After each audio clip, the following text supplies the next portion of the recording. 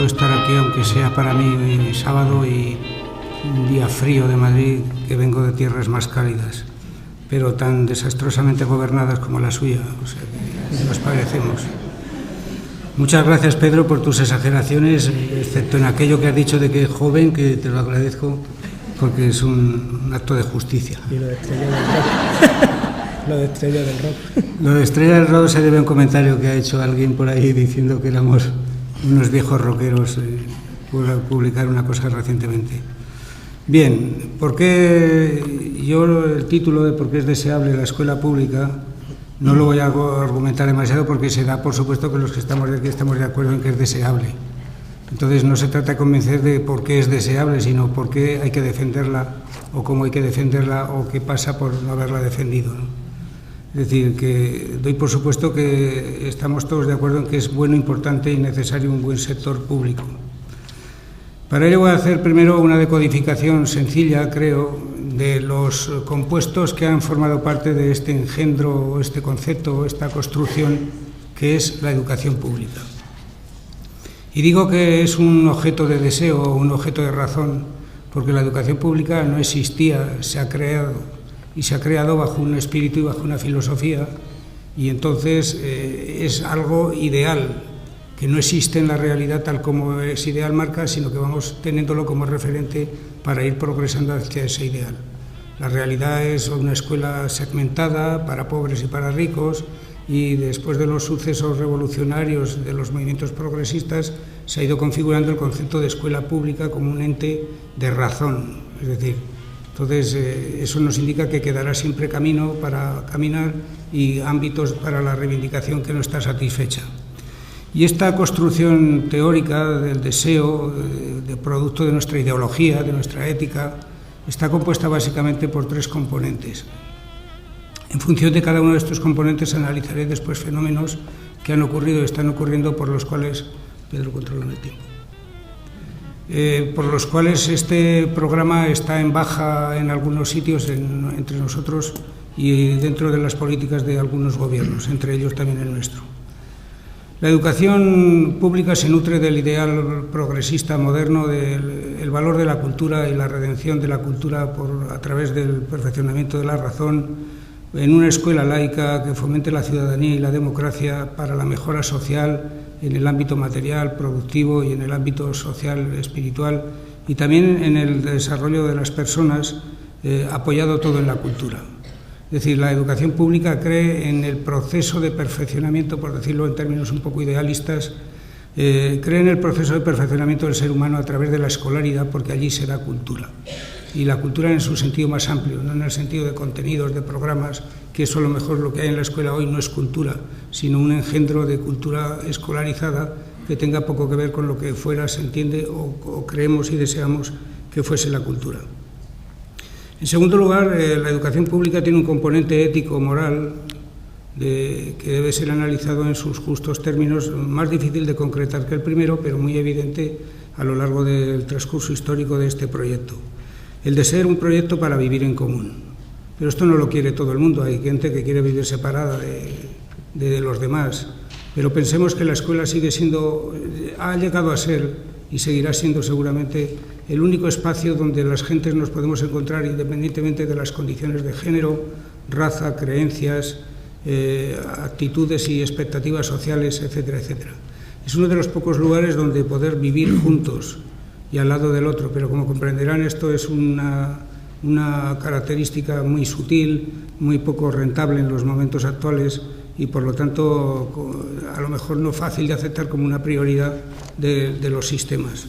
Pero es evidente que la idea de que a través de la educación pública buscamos un proyecto de convivencia común, de que creemos, aspiramos y propiciamos la integración social en lugar de la segmentación y la división en clases sociales, económicas, culturales, de que es una educación para todos, es decir, que todos deben progresar con la educación, no ser seleccionados, sino progresar todos desde donde esté cada cual y en busca de la igualdad, haciendo compatible igualdad con diversidad, porque diversidad es manifestación de libertad y debe ser incorporado al legado moderno de la escuela pública para que no sea una especie de marchamo solo de reivindicaciones personalistas o o sutiles o como quieran llamarle, ¿no? La escuela pública debe convocar a través de las llamadas sobre lo público, pero debe llamar también por sus acentos sobre los individuos, sobre el valor de la libertad y el valor de la manifestación de las personas. No la libertad económica de que cada cual puje según pueda, sino la libertad de la expresión de las personas, de una democracia auténticamente abierta y que vaya más allá de las instituciones y del voto periódico. Y es una escuela hoy para la tolerancia, pero lo era siempre, porque las gentes hemos sido diversas antes de que dijeran que existía la diversidad, y no teníamos tanto emigrante, pero teníamos a gente tan segregada como los emigrantes hoy. Lo que pasa es que hoy llamamos al emigrante y con eso focalizamos, pero aquí lo grave no son los emigrantes, lo grave es los que de dentro son igual que los emigrantes, que junto con los emigrantes pues forman el cacao que hoy tenemos como problema y como conflicto. Pero la sociedad ha sido siempre diversa, diferente, los individuos también, y la pedagogía no se ha comportado de acuerdo con este principio históricamente, ni en los planteamientos reaccionarios o autoritarios que imponían un modelo, ni en el público que aparentemente era público. Y lo público se confundía a veces con lo estatal con lo uniforme y homogéneo, y hoy pedir estas reivindicaciones parece que sea luchar por un Estado liberalísimo, pero aquí lo que hace falta es menos liberalismo económico y más liberalismo intelectual y actitudinal. Y en tercer lugar, la escuela, esto no nos asuste a los profesores, aunque les molesta a algunos y algunas, la escuela es un lugar y un tiempo de acogida, de protección y de cuidado. Esto lo ha cumplido desde que nació y lo seguirá cumpliendo. Afortunadamente puede ser el único factor que la justifique del todo, porque los otros tal vez se puedan cumplimentar y cumplir por otras vías, con mucha mayor eficacia incluso que a veces la escuela. La ilustración de la escuela hoy puede darla instituciones de otro tipo, medios de otro tipo, pero el guardar, en el sentido más afectuoso y más entrañable que puedan darle al término, acoger, proteger y cuidar es fundamental en una sociedad como la actual.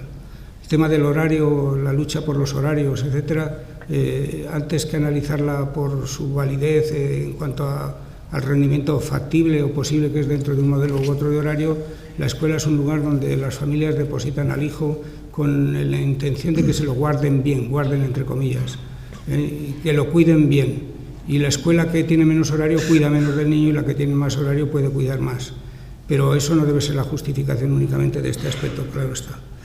Estas tres, pasa página. Estas tres componentes tienen que contar, esto es el campo de lo teórico, intelectual y lo ideal, pero ahora vamos a un esquema que se mete más en el análisis de la realidad concreta. En la realidad concreta, ¿qué hay? ¿Cómo se configura el ente escuela pública? Como constructo sociológico y filosófico, moral, intelectual, en una sociedad determinada, en una sociedad puntual, en un momento histórico dado. Pues en primer lugar hay que pensar que existen, al margen de las realidades y de las ideas, existen representaciones mentales de lo que es y sociales de lo que es la escuela pública. Es decir, el pueblo llano tiene una idea de lo que es la escuela pública y el pueblo menos llano, más accidentado, tiene una escuela no tan parecida a la otra. Es decir, lo que la gente cree de la educación pública en general, como de cualquier otra cosa, es siempre un factor operativo respecto de lo que va a pasar, respecto de cómo van a votar, cómo van a comportarse, etcétera. En sociología y en política, desde Durkheim y Weber, las opiniones de la gente son parte de la realidad y hay que contar con ellas para saber cómo es la realidad, porque son parte de ella. Entonces cabe preguntarnos qué tipo de representaciones sociales hay sobre la educación pública, ya que hay que decir que no buenas, ni las buenas están, ni las que hay buenas están muy extendidas. Un pasado de político determinado muy poco proclive a este tipo de proyectos, unas políticas puntuales totalmente contrarias y desprestigiadoras del sector público, unos medios de comunicación encargados de difundir lo que de malo hay en la educación pública siempre, porque siempre que alguien saca una noticia en un medio se refiere normalmente a la escuela pública, y si no lo deja ambiguo para que no se... pero nunca ves pronunciamientos de conflictos y problemas de la escuela privada. Es decir, en la sociedad está operando la imagen que tenemos, y esa imagen tiene una historia y tiene unas causas que conviene analizar. que introduciré algún elemento de análisis más tarde. Están marcadas por la experiencia de cada cual. El que tiene la experiencia de la escuela pública buena, pues será un defensor toda su vida. El que la tiene mala no será un defensor, o será más difícil que se mantenga como defensor. El padre y la madre que tienen la idea de que su hijo es abandonado por el profesorado de la pública, pues no saca buena opinión de la pública. El que tiene buena experiencia saca buena experiencia de la pública. Lo cual quiere decir que el sistema tiene parte de culpa en la responsabilidad en las imágenes sociales que se crean. Y una vez que se crean son tan indestructibles a veces como las mismas políticas, porque las políticas se apoyan inteligentemente cuando son de derecha en las representaciones sociales. Esa idea que hemos vivido en los últimos años de educación por el esfuerzo, aprieta que si no se desmanda, que el profesorado está agredido, es decir, todo ese clima ha estado montado porque ha estado montado, eso es evidente. De hecho, Pedro lo sabrá mejor que yo, aparece según un periodo, según un calendario determinado, y cuando se acaba un tema aparece otro. Es decir, en Valencia ahora estamos muy entretenidos con el inglés y la educación cívica, pero ya está preparado en el paquete hablar de los uniformes después, y después hablaremos de otra cosa, pero no se hablará de lo importante, sino de lo anecdótico, y caeremos en ello y enfatizaremos eso todavía mucho más, en lugar de saltar a los problemas realmente importantes.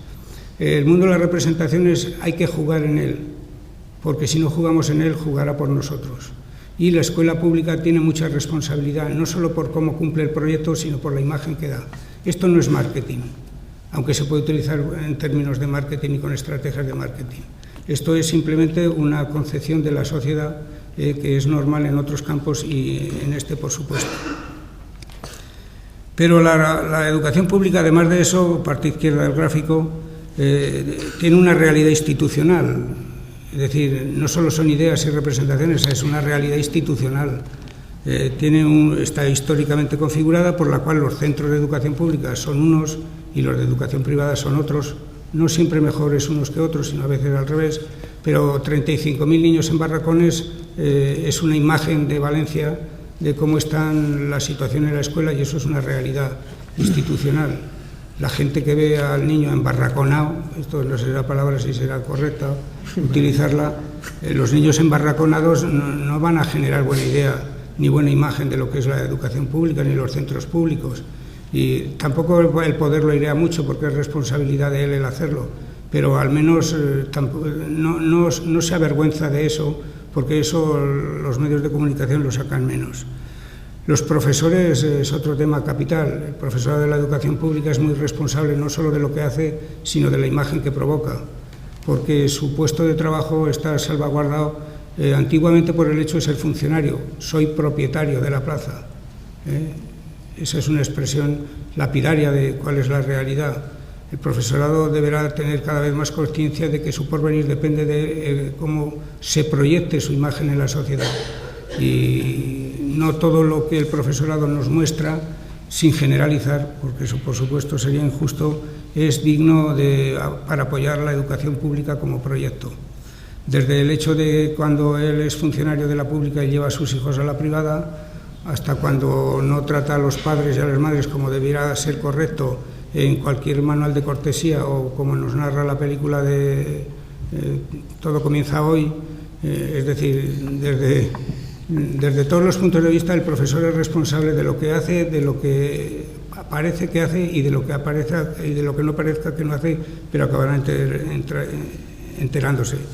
Y las prácticas tienen que ser muy analíticas y críticamente analizadas, porque hay prácticas educativas muy ajenas a los intereses públicos, desde luego favorables a los intereses de los alumnos que se tienen, no, de los públicos es una cosa más genérica, pero las prácticas en la escuela pública tienen que ser revisadas, porque de lo contrario carecerá de unas de las legitimaciones más importantes. Lorenzo Luzuriaga, conocido pedagogo español, decía que la escuela pública es el lugar ideal porque es donde se puede innovar con libertad. Y si hoy apareciera por nuestras aulas, a lo mejor cambiaba de opinión. A lo mejor no siempre. Es decir, y la escuela pública tiene una realidad, que es la concreción de sus resultados, lo que llaman la gente calidad.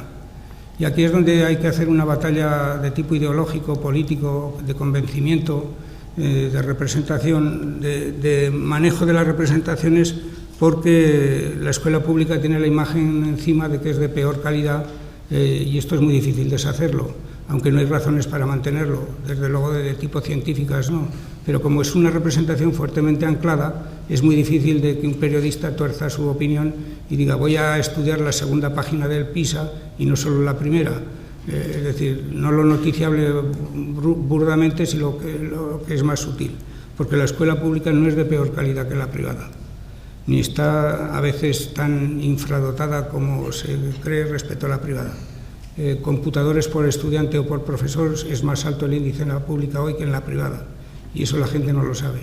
La ratio, todo el mundo sabéis que es más baja en la pública que en la privada, pero hay otras cosas donde la pública pierde la batalla de la imagen porque la privada la tiene socialmente más aceptada por los valores que corren. Y la educación pública se refleja en la implantación social que tiene. Esto es un resultado de la historia y de los factores anteriores. La escuela pública la frecuenta un público determinado, y ese público depende del distrito postal y del lugar geográfico de su pueblo, de su ciudad, de su casa dentro de la gran ciudad, de una acera a la otra. Es decir, te encuentras con realidades sociales que demuestran aquello de que no estamos todos juntos ni revueltos, sino que estamos muy bien segregados por la geografía, y después vienen aspectos adicionales que contribuyen a enfatizar las fronteras. Hay que ver qué compromiso y qué colaboración con las familias tiene la escuela pública, qué hace el profesorado para incardinar mejor a las familias, o simplemente, como diré al final, para comunicarse mejor solo con las familias. Ya no hablo de participación, porque a veces la participación puede ser en asuntos poco importantes, pero la comunicación siempre tiene que ser sobre asuntos relevantes. ¿Qué compromiso y colaboración hay con el ambiente social? ¿Qué implicación comunitaria tiene la escuela? ¿En qué medida participa de la vida de la ciudad y la ciudad en la vida de la escuela? ¿Y qué políticas educativas hemos tenido como realidades de su implantación social? ¿Qué sale al público y al profesorado de la escuela pública? Pues hoy saldrá que Valencia va a haber una manifestación monumental y el público, sin la información, no sabemos si lo interpretará como que los profesores son unos vagos o que el gobierno estamos hartos hasta la coronilla. Dependerá de los medios, pero es importante que haya presencia en la calle, ¿no? Bien, esto configura una realidad que en España tiene una traducción muy concreta, que lo vamos a pasar de pasada. Cualquier cosa pequeña en lo público se organiza un escándalo. Pasa. La realidad, esto siempre es datos puramente ilustrativos de algo que todos ustedes o todos vosotros sabéis también como yo, mejor algunos. España es un país cabecera de lista en la privatización del sistema. Estos son datos del PISA 2006 en el ejemplar editado por el gobierno de turno, es decir, está en castellano. Somos, después de países como Corea, Irlanda y Holanda, el país que más privatización tiene, a distancia de los países de la cola derecha, donde están algunos de nuestro más o menos entorno económico, pero donde tienes a Suiza o donde tienes a los Estados Unidos o el Reino Unido, a pesar de que son los adalides del capitalismo.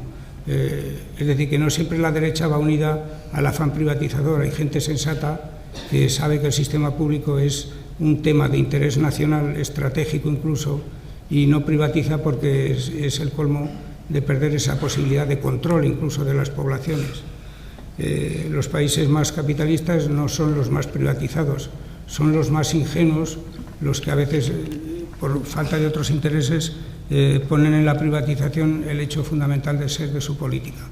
Si tenéis en cuenta que esto es sobradamente dicho, con toda la relatividad que los términos son susceptibles de tener, de que somos uno de los países más atrasados en los rendimientos de las pruebas de matemáticas, lengua y tal, pues habrá que decir como mínimo que más privatización no equivale a más calidad, porque tenemos mucha privatización y poca calidad, lo cual también sería injusto decirlo, pero no viene mal decirlo, porque como lo contrario es injusto, pues mientras la gente no sepa una cosa, que sepa la otra, que no por tener más privatización hay más calidad, y eso hay que defenderlo con números, con datos, porque choca mucho con las representaciones sociales dominantes. Pasa.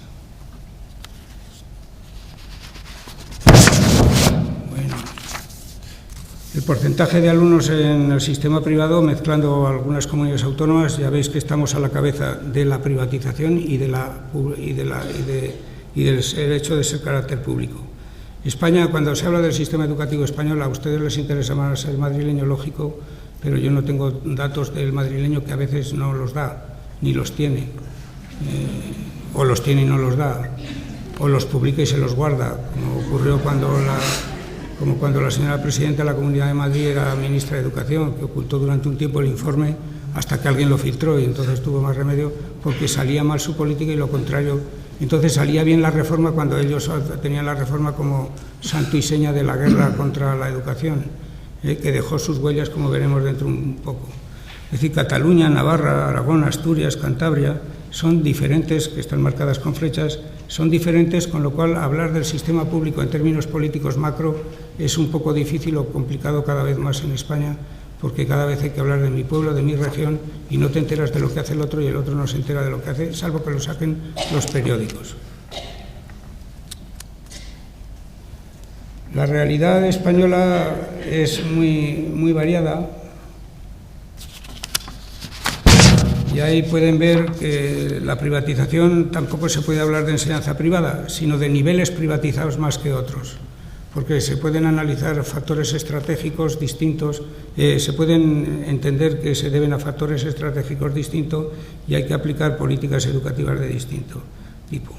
La educación en raya continua es la de los centros públicos y la discontinua, al revés, la continua de los centros concertados y privados, y la primera, la de cuadraditos y línea continua, de la enseñanza pública. La enseñanza pública domina, pero domina en unos sectores, en otros son más flojos, sobre todo la educación especial y el primer ciclo de educación infantil. Esto es sabido, pero conviene recordarlo. Y la privada es fuerte en otros sectores, fundamentalmente en lo que he dicho, que lo he dicho al revés. Pero vemos cómo la estrategia de derecha está centrada más en unos sitios que en otros, históricamente tiene razones diferentes y eso conviene también decirlo. En la primaria domina ampliamente el Estado, pero en el bachillerato también, pero en otros sectores no tanto, y hay que estar muy atentos porque estos cuadros están variando de un día para otro.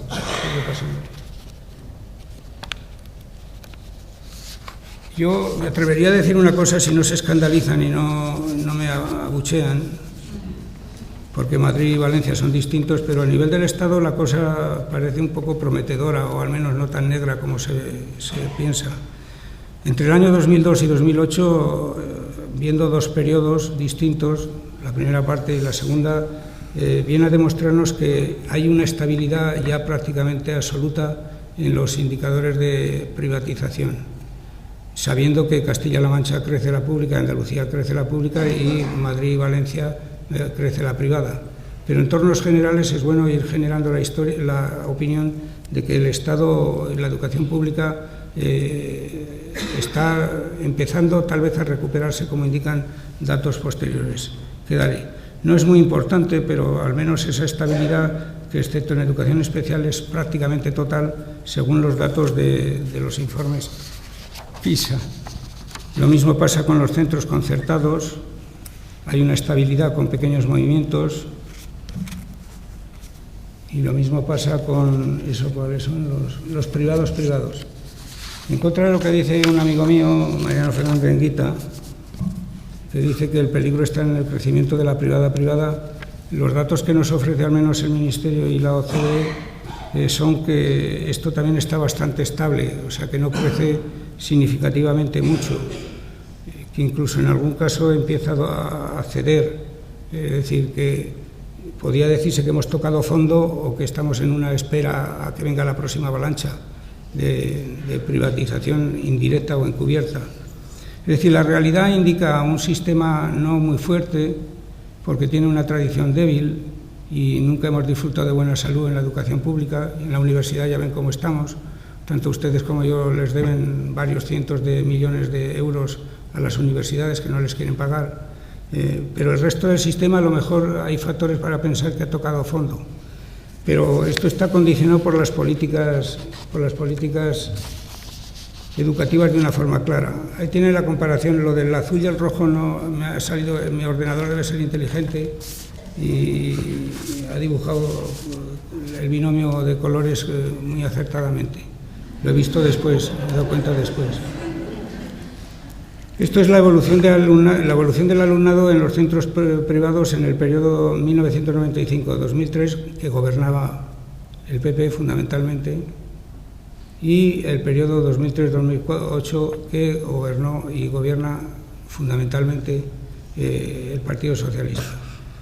En el primer periodo la privatización crece en los sectores de primaria, de ESO y de bachillerato, hasta extremos del 19 o 20% en términos redondos, o sea, un auténtico hachazo a la educación pública con este crecimiento, pero en la década de 2000, en el periodo 2003-2008 ha empezado a decrecer. Es decir, hay un factor intermedio que está condicionando la interpretación de los datos, y es que hay cierta circulación interna de privada pública y de pública privada de alumnos muy diferentes, según distinto tipo de variables. Pero vamos, esto quiere decir que puede haber políticas distintas que frenen este proceso y razones muy poderosas para que lo sigan frenando y lo aumenten. Sin ánimo de meterse con lo privado como si fuera el enemigo de todo, como ha dicho antes Pedro Badía, porque las cosas no están como para cantar todavía. Respecto de la calidad, les he cogido una frase del informe de la OCDE, donde dice bien claro el PISA 2006 que la diferencia de resultados de España es idéntica a la media, que no hay diferencias entre pública y privada una vez que se quita el efecto condicionante de los factores sociales, económicos y culturales. Es decir, que homogeneizada la población en esos aspectos, los datos del PISA dicen que en España la pública no es superior a la privada, ni la privada es superior a la pública. Esto quiere decir que el debate hay que situarlo en otro terreno, como dije en el de las representaciones, básicamente. ¿Cómo voy de tiempo, Pedro? Bien. Lo que ocurre es que a la hora de revitalizar el debate hay que tener en cuenta que estamos luchando con enemigos poderosos que van más allá de doña Esperanza Aguirre y sus huestes, que están en el contexto de nuestro tiempo y que ahora han hecho crisis muy evidentemente en el tema de la crisis financiera, que hay supuestos con los cuales hay que estar bien avenido para entender cómo operan y que no te operen en contra tuya. Pero es muy difícil. Las causas del deterioro de la educación pública están fuera de la escuela pública y más allá de la escuela pública.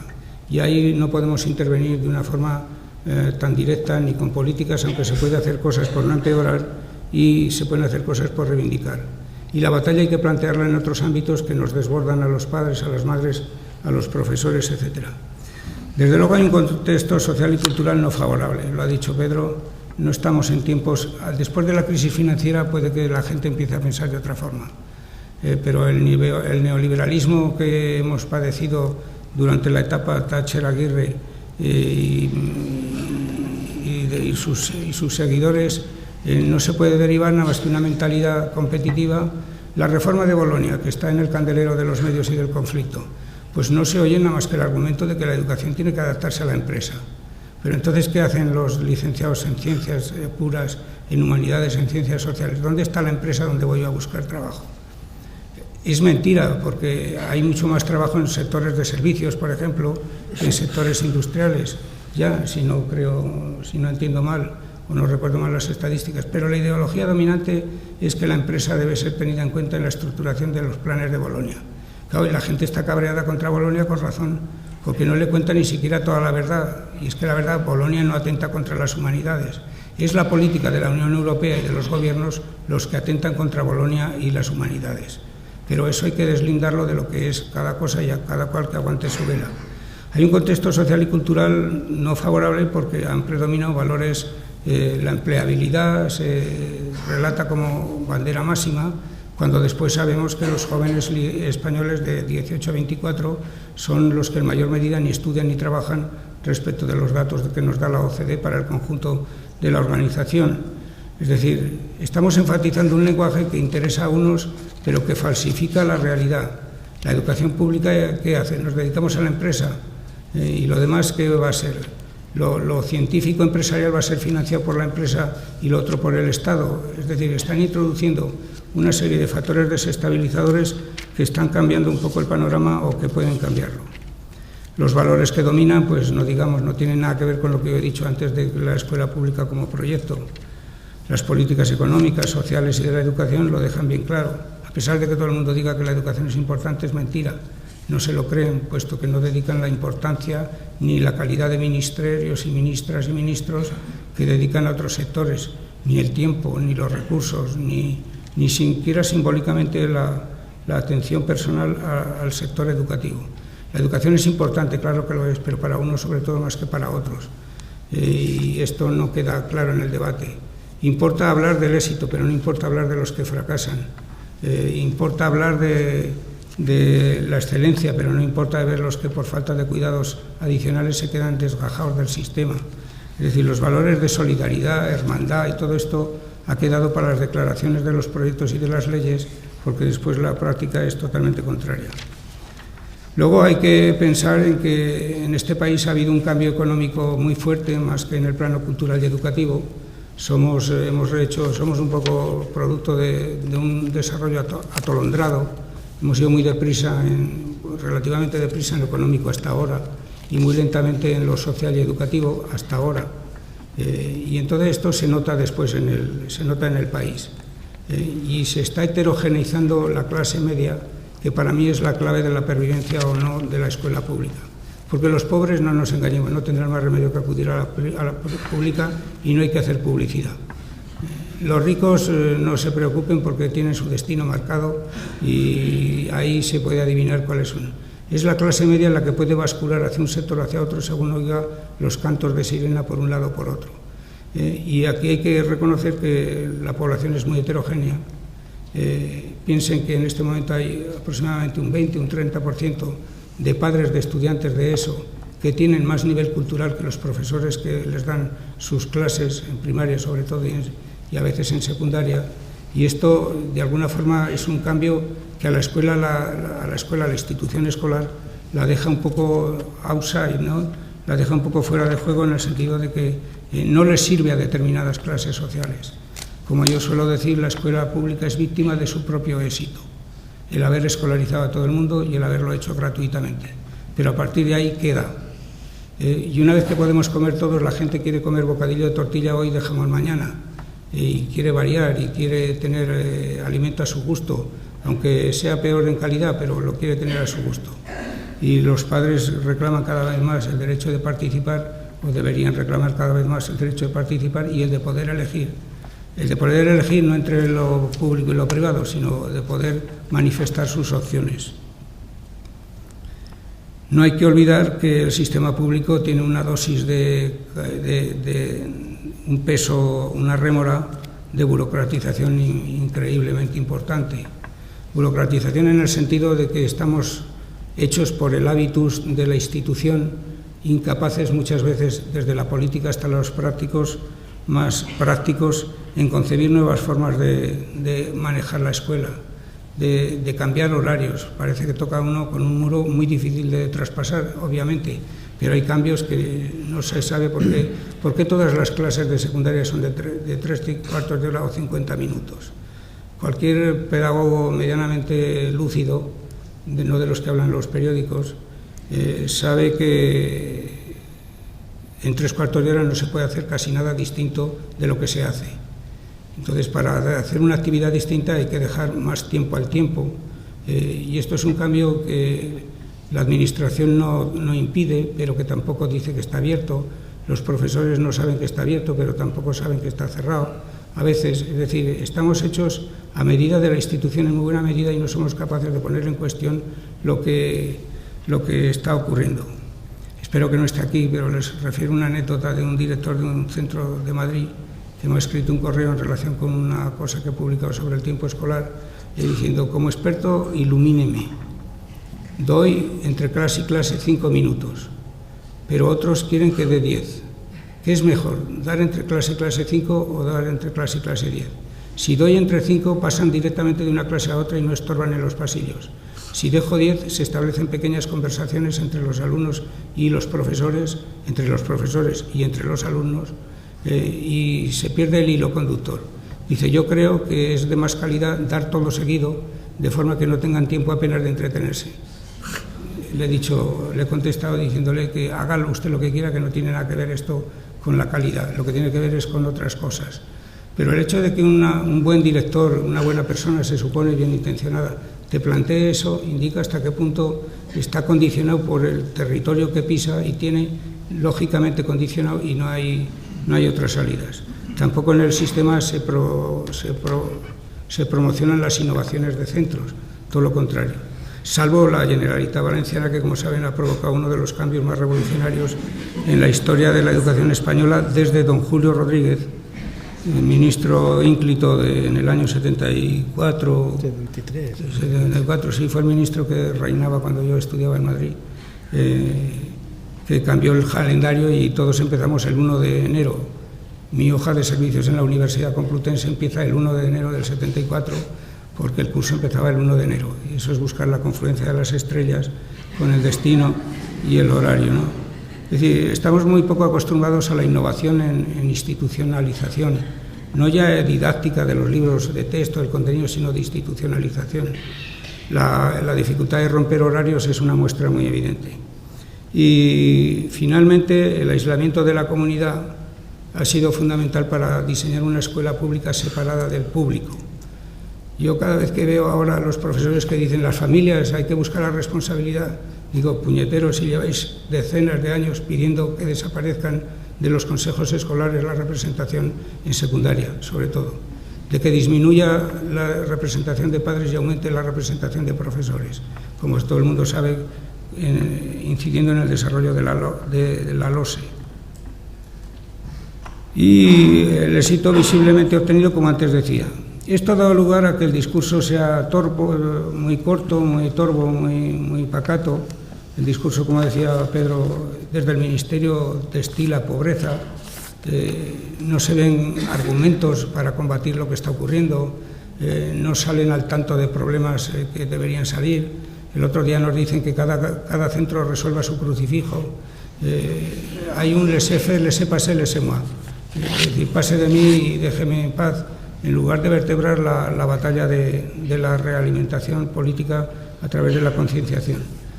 El consumismo se ha apoderado, la hipertrofia del mercado nos ha contaminado hasta los propios profesores y sus prácticas, la educación como capital humano, la competitividad, todo esto se ha ido filtrando en las mentes y contribuye en la valoración de la educación pública, que además de esto debe tener ese bagaje ético, ese bagaje comprensivo, ese bagaje integrador, pluralista y laico. Las instituciones se han aislado, se han esclerotizado, y las instituciones y las políticas. Y ha habido una pérdida de estatus de la presencia de la educación en la sociedad. Esto se puede comparar y verlo en los debates televisivos que predomina, en los debates radiofónicos que predomina, los sabe todo de los comentaristas de la radio que dicen que predomina. Yo sé cómo está el talón de Aquiles del jugador X del partido H y cómo evoluciona día a día, pero del sistema educativo no. Y cuando sacan un programa del sistema educativo dicen auténticas barbaridades, incluso intelectuales muy renombrados que no tengo que nombrar para no hacer publicidad. Es decir, la presencia, el relato de la educación pública ha regresado. Antes de venir miré unos datos sobre rendimiento escolar en pública y privada, y los informes, datos, el informe oficial de España del Ministerio de Educación, datos y cifras de la educación en España, que lo pueden ver en internet cualquiera. Sabemos perfectamente cómo en Galicia está la distinción entre niños y niñas en cuanto a la promoción de curso, pero no sabemos nada de la educación concertada ni de la privada. Eso se ha retirado de la estadística oficial. Ya no existe pública y privada. Los datos que les he traído de la pública y privada son de la OCDE, del informe PISA. Los informes del Ministerio han dejado de hablar de pública y privada en términos de calidad, en términos de presencia y proporción sí, pero el cruce de variables solo lo cruzan con hombre-varón, y digo varón-mujer. Y ahí sí sé cómo está Galicia. Andalucía es más machista o más feminista, la privada ya no lo sé. Es decir, que estamos tejiendo una especie de velo tupido sobre una realidad que convendría tener clara, sobre todo en el plano político. Y a ver qué sigue. Frente a esto les ofrezco una carta a los Reyes Magos, que estamos en época propicia. Pedro me señala. Y propongo, no diré un decálogo, sino un 23 que me han salido porque cabían. Pero yo creo que la educación pública no hay que reivindicarla a partir de la destrucción de la privada. A partir de la justicia en la financiación, sí. Y mientras haya gente necesitada, es injusto e inmoral dar al que más tiene lo mismo que al que menos tiene. Ahí Cristo y Marx coincidían. Dar más a aquel que lo más lo necesita y dejar al que ya tiene que siga por su camino progresando, pero que siga progresando también. Creo que lo que hay que hacer es fortalecer el discurso y el sistema de la educación pública, porque lo que hay que ganar es la batalla de nuestro mercado en particular, entre comillas. En primer lugar, revitalizar el discurso político y sindical. El discurso político es paupérrimo, el sindical casi ni existe. No oigo a un sindicato hablar de los problemas de calidad, salvo que sea en términos de disminución de horas, aumento de salario y reivindicaciones de tipo parecido.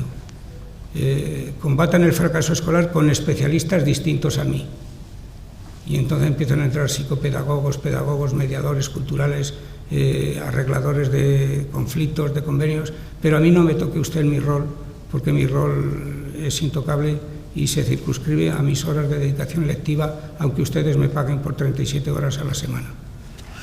Es decir, el discurso político y sindical o se hace valiente y toma, como se dice vulgarmente, el toro por los cuernos, o el sistema educativo no tiene nada que esperar de ellos, porque las reivindicaciones corporativas no coinciden necesariamente con la mejora de la calidad. Nadie ha podido demostrar, y esto no lo digan fuera aunque lo están grabando, que aumentando los sueldos aumente la calidad de la enseñanza. Tampoco está demostrado que la bajada de la ratio entre determinados límites en los cuales estamos mejore la calidad. Tampoco está demostrado que por tener horario de mañana y tarde, solo por eso, y no por otras cosas añadidas, mejore la calidad de un centro. Por otras cosas sí que se pueden hacer matizaciones. Es decir, hay que llamar a las cosas por su nombre y ponerle los adjetivos correspondientes. Es decir, hay que hacer transparente nuestra opinión y la opinión de cualquier instrumento o instancia técnica para revitalizar el discurso político y sindical y otros que haya. Los sindicatos que se sumen a lo de la filosofía a través del inglés me parece fenómeno, pero a lo mejor se tiene que sumar a conectar más la geografía con la historia y la literatura con el lenguaje. Igual hay que obligarles a fusionarse, no para el inglés y la educación cívica. Creo que en este momento, esto es un poco así como grandilocuente y dramático, sin un pacto de Estado no se va a poder hacer nada. Es decir, este país necesita un pacto de Estado por la educación de mínimos, para que no sea el PISA un arma arrojadiza entre unos y otros. ¿Quién ha gobernado cuando aplicaron las pruebas? Tú eres feo, yo más, tú más, etcétera, etcétera, sino que veamos cuáles son los mínimos. Cuando estudias las desigualdades entre las comunidades autónomas te causa pavor lo que va a pasar de aquí a un futuro no cercano. España no es una ni grande ni libre ya, pero sigue siendo una cada vez menos en diversidades de muy diverso tipo y económicas. Mientras el fracaso escolar se cebe en Extremadura, Andalucía, Canarias y sea indemne el País Vasco, Navarra, Cataluña y Madrid en algunos los sectores equivalentes a los que he citado, algo está pasando, que el Estado no funciona como instancia redistribuidora y justa. Es decir, alguien necesitaría planes de compensación porque si no, no se puede acortar las diferencias. Y las diferencias van a ser cada vez más y esto requiere un pacto de mínimos que incorpore consensos básicos que veo cada vez más difíciles porque tenemos una derecha cuyo consenso, para ella el consenso es que la izquierda, lo que queda de ella, ceda. El pacto con los obispos es que cedan a lo que dicen ellos y el pacto con la derecha es que se ceda a lo que dicen ellos. No hay cooperación porque no puede haber covisión de los problemas fundamentales. Habría que tener una política clara y coordinada al menos entre las comunidades autónomas de igual signo partidario en el gobierno, porque en este momento ni siquiera las comunidades gobernadas por el mismo partido tienen políticas semejantes. Esto es una labor que no compete aquí a nadie, salvo que haya alguien del Comité Federal del PSOE para hablar de las de izquierda o del otro partido si es de las derechas. Es decir, no se puede aguantar que 17 comunidades estén haciendo 17 leyes de educación, salvo que por buscar la originalidad busquen el estrambote, como el caso de Valencia. Como no puedo ser original regulando la matemática porque esto llama la atención, pues hago una salida por las Blackberries y que decía el consejero, ¿no?, mío, y decía que él hablaba en inglés y que era el camino para progresar. Hay que elaborar un programa de mínimos para saber lo que debe ser de todos y lo que puede ser de parte. Es decir, habría que hacer un informe, un libro blanco, negro, azul o como quieran, que dijese cómo está la situación, porque ni los centros, ni las comunidades autónomas, ni las zonas no guardan un mínimo de igualdad, que sería el requisito para la justicia en términos de Balser. Están apareciendo, hay que priorizar los recursos polarizándolo hacia necesidades particulares. No se puede incrementar partidas de sueldo al margen de en qué lo invierto para que surta más efectos. ¿Qué es más importante? Llámenme lo que quieran. Aumentar 1.000 euros al profesorado o dotar por 1.000 euros las bibliotecas escolares. ¿Qué introduce más calidad al sistema? ¿Hacer licencias de estudio entre el profesorado o hacer cursillos de coger el certificado y me largo para justificar los méritos? Es decir, hay que priorizar el gasto como están recomendando las agencias presupuestarias del mundo desarrollado. No subir el sueldo a cualquiera, sino a quien que lo trabaje mejor. No dar partidas a lo que ya no da más calidad y, sin embargo, darla a lo que menos calidad da. Otro punto importante es que se está abriendo nuevas brechas de diversidad y de desigualdad. Es decir, está apareciendo la brecha digital como algo que va a ser absolutamente insalvable para una gran parte de la población si no se toman medidas urgentes. Y en la educación pública es donde esta brecha estará más, porque aunque tenga menos ordenadores por aula, tienen en casa muchos más.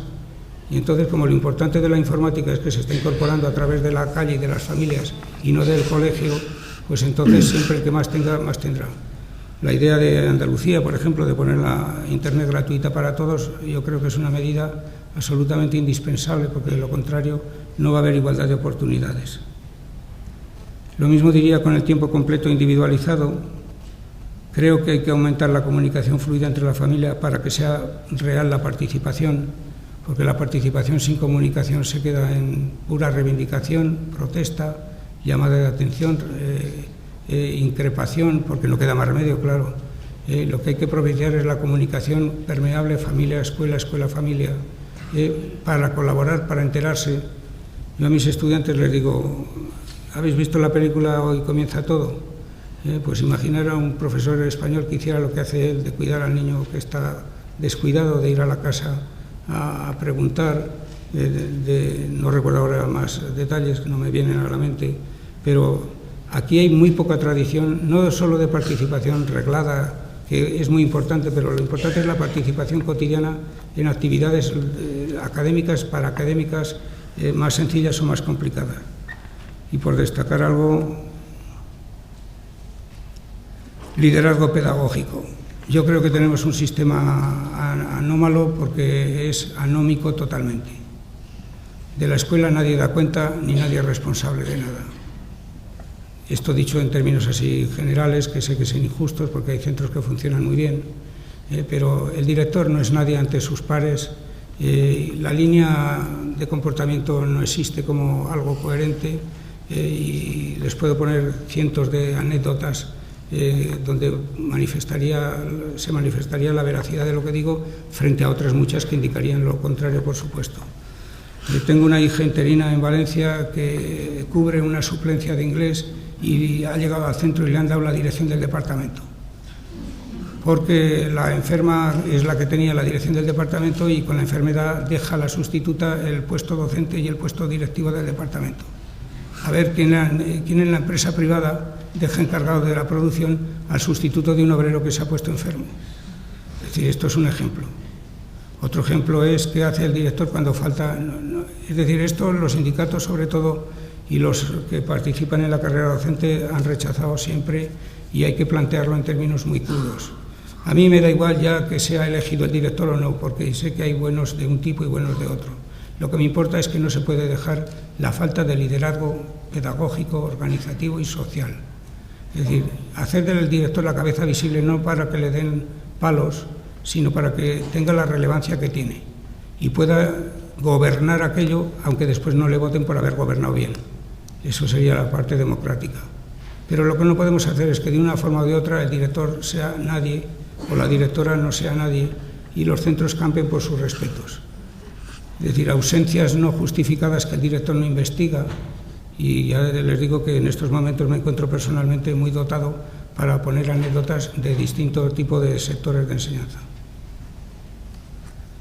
Me parece que es fundamental, como un conjunto de factores que están implícitos en varias propuestas, favorecer la vuelta y el regreso, la ida y vuelta al sistema educativo desde la vida o desde el trabajo. Yo he vivido experiencias en los años 70 de escuelas agrarias a tiempo parcial, donde los niños iban a la escuela en un momento y a recoger cosechas en otro, y se llamaba escuelas rurales, escuelas agrarias cooperativas. El informe lo tienen publicado la Confederación de Cajas de Ahorro de hace unos cuantos años. He vivido el bachillerato laboral y he vivido experiencias que rompían los muros del aula y era posible el intercambio, la flexibilidad, la ida y la vuelta. Aquí el que no va al ritmo que toca la banda queda excluido y no vuelve más. Yo he defendido, y posiblemente haya hecho alguien caso, hay que romper la escolaridad. No se puede permitir que en la universidad un alumno pueda matricularse de una asignatura durante 20 años y en la obligatoria haya que ir año a año todos a la vez y al mismo tiempo y al mismo ritmo. ¿Por qué no se puede favorecer fórmulas flexibles de dejar que hagan parte y otra parte no la hagan, la dejen, la vuelvan a traer, salgan del sistema pero vuelvan, no como alguien que ha salido y ha abandonado? La idea del abandono es reaccionaria por sí mismo, porque abandono significa dos cosas. Primero, que uno se va, y segundo, que ha tomado la decisión de irse. Porque no dice el desalojado, dice el que abandona. Y el que abandona, ha abandonado, porque dice, me lo ha dejado a cuenta de cuando vendrá. No, abandona. Se va definitivamente y además es él el que se va. Pues ni se debe ir definitivamente ni debe quedar claro que es el que se va, porque el abandono se ve venir. Y esta medida que se le ha ocurrido al Ministerio ahora de las escuelas de padres, pues tiene una fundamentación teóricamente buena, pero me temo que como escuelas de padres el que más la necesita no irá porque ya no viene ahora, y con lo cual no sé qué efectividad tendrá. Y creo que por último hay que situar al profesorado ante sus responsabilidades y reconocimiento a su vez de sus buenas prácticas. Yo me parece que intolerable, esto en términos tajantes, simplistas y todo lo que quieran, que un profesor de secundaria reclame que su trabajo se circunscriba a las 15 y 18 horas lectivas y el resto es tiempo libre. Como dice un amigo mío, habría que poner al profesorado ante su horario, lo cual no quiere decir que aumente su trabajo lectivo. Lo que no puede hacer es desligarse de otras funciones docentes, no docentes, pero educativas de importancia. Mientras esto no sea así, estaremos pagando al profesorado bastante bien, como ahora ocurre respecto del resto de la OCDE, pero no tendremos los resultados oportunos. Mi visión es optimista, pero a largo plazo, y más soy de la voluntad que de la inteligencia. Buenos días.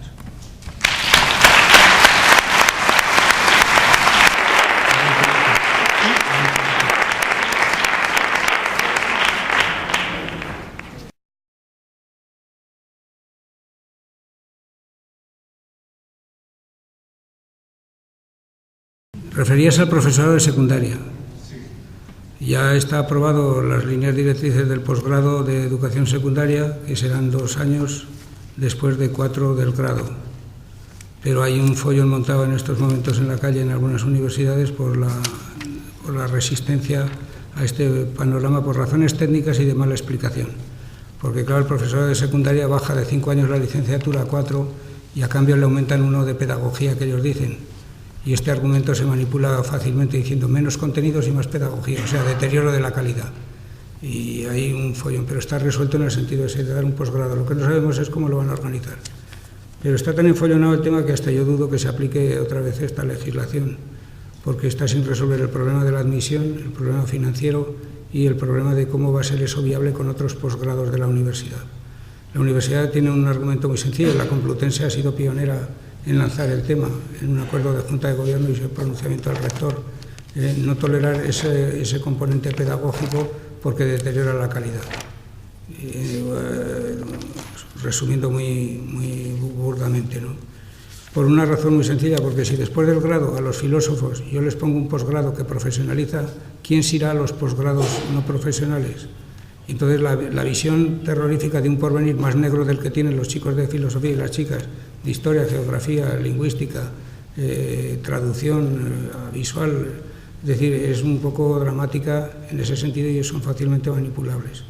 Pero desde un punto de vista práctico está resuelto, el decreto salió, yo no estoy de acuerdo con él porque creo que se ha hecho muy corporativamente y faltan cosas importantes y hay cosas absolutamente ridículas. Es decir, el contenido para mí es muy discutible y la estructuración de los contenidos también muy polémica, pero esto es un asunto muy técnico que no sé si interesará a mucha gente. Si queréis hablamos de ello. Pero resuelto está desde el punto de vista jurídico. Será un posgrado de 2 años de formación teórico-práctica. No sabemos quién se lo va a dar y cómo se lo va a dar. Porque si se lo dan las antiguas escuelas de magisterio, hay reticencias. Si se lo da la facultad, hay reticencias por otro lado. Y como aquí nadie piensa en el porvenir del profesorado, sino en el porvenir de sus intereses corporativos, pues el tema se está desviando y los rectores están teniendo posición. En mi universidad, en la Complutense y en Madrid, ya ha surgido. El problema de la cultura que están recibiendo nuestros estudiantes en las escuelas. Cuando Muñoz Molina se enfada con los profesores, con los pedagogos porque deterioran la lengua, habría que decirle que son los licenciados en lingüística, formados por otros que no son los pedagogos, los que dan mal la lengua. El tema de las matemáticas en este país no es un problema de que los niños den pocas matemáticas. Finlandia da menos horas que nosotros de matemáticas y obtiene los primeros resultados. Es decir, entramos en el análisis de variables muy trilladas, pero hay uno capital, y es que los chavales se aburren. Y se aburren no porque sean vagos, que los hay, sino porque es aburrido lo que les dan. Y el ser humano tiene una capacidad enormemente flexible, que yo suelo decir, que es capaz de aprender lo absurdo aunque no le interese. No hay ninguna especie animal en esta situación. Y lo que los niños estudian de lengua no es lengua. Recuerdo a Lázaro Carreter cuando vivía que decía, es que en los colegios deben hablar y escribir. Y decía, ¿por qué tú no haces un libro de texto en esa línea? O el Quijote de la Mancha estudiado en California, en una escuela california. Están todo el año con el Quijote estudiando la alimentación de la época, los vestidos de la época, las opiniones y las ideologías de la época, la geografía y los viajes en la época. Y claro, si se puede amar al Quijote, diciéndole 4 cosas, pues acaba olvidando si el Quijote lo escribió Cervantes o Don Quijano, ¿no? Es decir, los contenidos es la batalla de toda reforma y es la batalla que no quiere tocar ninguna reforma. En la universidad pasa igual. ¿Qué me importa Bolonia si los profesores son los mismos, los buenos son los buenos y los malos son los malos? Lo que hace falta es un sistema de renovación de contenidos en las universidades, en la secundaria y en la primaria. No para bajar el contenido, como dicen algunos facilones críticos, no para pedagogizar, sino para hacer sencillamente el conocimiento más interesante. Hoy la gente ve ciencia de divulgación, ve literatura y cine de divulgación científica y en la escuela no se puede soportar el mismo ejemplo. Vean ustedes la lección del huevo en la editorial Altea y vean en ese libro precioso de imágenes y vean cómo el huevo está representado en la cultura de los libros de texto, que ni siquiera hablará del huevo, porque es una cosa tan vulgar que... Vean ustedes otro ejemplo que he analizado yo, la alimentación. No hay actividad más importante en la vida humana que la alimentación. La economía, el tráfico internacional, la conservación de alimentos, la contaminación, la explotación, los precios, el transporte, los usos culinarios, las fiestas en torno a las rosquillas. Es decir, ahora vayan ustedes al libro de texto, como he ido yo, de una editorial, y encuentras la digestión, el quilo y el quimo, esófago, estómago, intestinos, y en todo caso la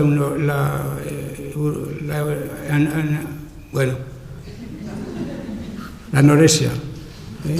El resto del sistema de alimentación no existe. O sea, el tema sí existe cuando dividen en hidratos de carbono, proteínas y vitaminas, o de origen animal y origen vegetal. Y entonces le preguntas al alumno, ¿y el agua qué es? Y, pues no sé si es de origen animal o vegetal. Animal no parece, pero vegetal tampoco. Es decir, el conocimiento escolar es la clave de que nuestros alumnos estén interesados o no. El conocimiento escolar en la variación dentro del PISA, las matemáticas vamos fatal. Muy bien, segunda página de donde dice vamos fatal. Los niños españoles son los que en mayor medida declaran que cuando ellos tienen dificultades su profesor no se lo atiende. Estamos el número 1 en matemáticas en esa variable. ¿Qué han hecho los interesados? Recoger el discurso y pedir más clases de matemáticas. Y como los señores que han influido en el CAP son de matemáticas en buena medida, pues han puesto la matemática por todas partes. Lo que estamos es hartos de la matemática que se da, no de las matemáticas. Y hay que saber que hay matemáticas de un orden y de otro, y que se puede dar más aritmética, se puede dar más geometría, se puede dar más estadística y menos logaritmos, y es tan interesante o más. Pero hay un movimiento de matemáticas para todos, que es de origen británico, donde se ve la posibilidad de que los tontos aprendan también matemáticas. ¿Qué pasa? Que este país está genéticamente dotado para sacar Picasso y no para sacar Poussin, me parece que era el matemático, o Poincaré. Es decir, ¿nuestros niños son especialmente tontos? No, nuestras matemáticas son especialmente de un tipo, y eso lo reconocen los profesores. Otra cosa es que los programas oficiales no se enteren de eso, y otra cosa es que los profesores no estén formados en eso. El pensamiento matemático se puede realizar en muchas situaciones y puede ser objeto de juego y de juego entretenido. Y esto no se da. Los aspectos interesantes de la vida desaparecen de la escuela y aparecen asuntos totalmente antiguos. No es luchar entre los contenidos, sino decir que hay contenidos que interesan y son importantes, y por ser importantes interesan. Y frente a eso pues está el tema del profesorado, la promoción de los profesores, la industria editorial, la formación inicial permanente, la selección, que este tema no se le suele tocar. La selección del profesorado está teniendo ahora una devaluación terriblemente importante de los contenidos y de las formas pedagógicas. Están superando a chavales con notas de oposiciones de 9 y 10 puntos, interinos que tienen un expediente muy bajo y que no saben el dominio de la materia, pero tienen acumulada experiencia. Y como decía una profesora que reaccionaba ante este comentario, decía, es que yo con 30 años de servicio, ¿dónde voy a competir con los jóvenes? Y digo, esto es un problema que a mí me interesa que se lo trate la seguridad social, pero no como los niños que usted va a tener. Necesitan el profesor dotado lingüísticamente del nuevo idioma, a ser posible que venga de países nativos, porque este tema habría que plantearlo, porque la comunicación de trabajadores no implica el intercambio de profesores de inglés nativos. Es decir, alguien que sepa inglés, vamos, que enseñe inglés, quien sepa inglés, y que enseñe matemáticas, también el que lo sepa. En fin, yo creo que esa es una batalla, la menciono porque no es muy obvia y la gente no se suele fijar en ello. Pero vean lo que significa la escritura para niños. Mi sobrino el otro día llevaba la receta de escribir 50 veces la frase tal. Esto parece que uno habla de tiempos de Noé, pues no, esto está presente actualmente. No me acuerdo la frase que era, y yo le dije le dije a su madre que se negara a hacerlo, pero era un castigo. Utilizando la escritura como castigo, ¿cómo van a querer escribir? El aburrimiento de los niños españoles en las encuestas internacionales de la UNESCO y de la UNICEF son de los que más declaran que la escuela no les interesa porque lo que allí se da no tiene sentido, lo cual no quiere decir que haya que darles lo que ellos quieran. Es decir, yo creo que el inglés se puede hacer atractivo, la ciencia y la matemática y la lengua también. Pero si la lengua la aprendemos sin ir a la escuela, si la dieran en la escuela posiblemente no la aprendiéramos.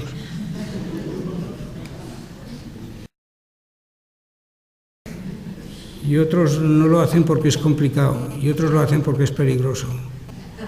Es decir, pero esto sería, hemos propuesto alguna vez un observatorio de este tema, un observatorio que vigile los contenidos y la relevancia de los contenidos que se dan. En ciencias sociales, sobre todo, que tocan la realidad, pero en matemáticas porque forma parte del fracaso en lenguaje y en idiomas. ¿Por qué los niños aprenden la informática por sí mismos sin que se la enseñe nadie? Porque les interesa. Y saben a veces más que el profesor o la profesora, porque les interesa. ¿Y por qué no se cambia? Pues porque algunos no ven necesario cambiar, otros lo ven peligroso y otros lo ven muy complicado. Y entonces lo que hacen es echar mano de una retórica que en cada época cambia y ahora estamos en la fase de la moda de las competencias. Y en lugar de decirme cómo hacer matemáticos competentes, pues dice que las competencias son transversales, de este tipo, del otro, y nos están castigando con lenguajes.